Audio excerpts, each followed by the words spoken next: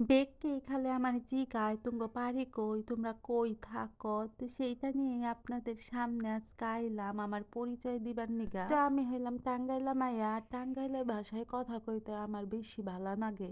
আর দেহছে তোমরা আমাদের টাঙ্গাইলা ভাষা কিবা, তোঙ্গ কি ভালো লাগে আমাদের টাঙ্গাইলা ভাষা? কমেন্টে অবশ্যই কিন্তু কইয়া যাবা। আর যদি তুঙ্গ কাছে আঙ্গো টাঙ্গাইলা ভাষা ভালো লাইগা থাকে তাইলে আর পরে থেকে প্রত্যেকটা ভিডিওতে আমি টাঙ্গাইলা ভাষায় কমু। আর টাঙ্গাইল সম্পর্কে তোমার ধারণা আছে? টাঙ্গাইল কিন্তু অনেক অনেক বড় একটা জেলা। টাঙ্গাইলের বিখ্যাত জিনিস কি জানো তোমরা?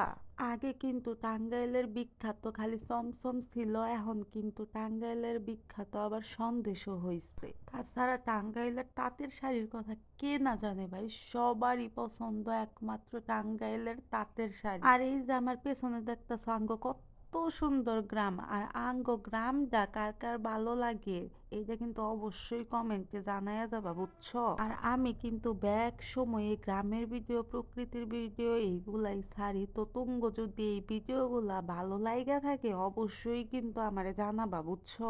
এই যে দেখতাছ আমি যে লাফাইতাছি ফোমের মতো স্প্রিং করতাছে, এগুলা কিন্তু কচুরি পানা ভাই, অন্য কিছু মনে কইরো না। আর এইগুলা পাশেই নদী আছে আঙ্গ, এই নদী থেকে কচুরি পানা গুলা তৈলা এই যে সড়ক বানাইছে, মানে আইল বানাইছে। আর কচুরি পানা গুলা শুকায়া যাওয়ার পর এই যে এরকম তুলার মতো ফোমের মতো নরম হয়ে গেছে, এই জন্য দেখো না কিরকম হাঁটাই যাইতাছে না ভাই। আমি অনেক কষ্ট করে এই যে উপর দিকে যাইতাছি। এখন গেতে গেতে সামনে ওই যে ওই পারে দেখতাছো, ওই পারে আমার একটা বড়ই গাছ নজরে পড়ছে। ভাবলাম যে দুই তিনটা বড়ই ছিঁড়া আনি, ছিঁড়া খাই, ভর্তা বানায় খাই, নয় লবণ দিয়ে খাই। কিন্তু সামনে দেখলাম রাস্তার অবস্থা খুবই খারাপ, মানে কি কমু।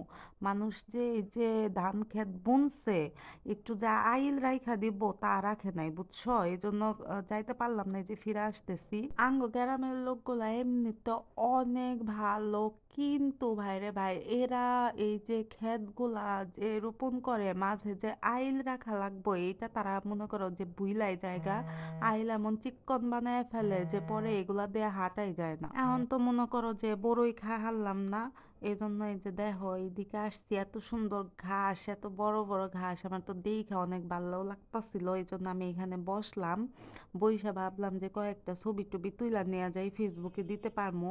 পরে আমার এই যে দেখো ক্যামেরাম্যানরা কইতাছি যে তুই সামনে যা, সামনে যা আমার ছবি তুইলা দে।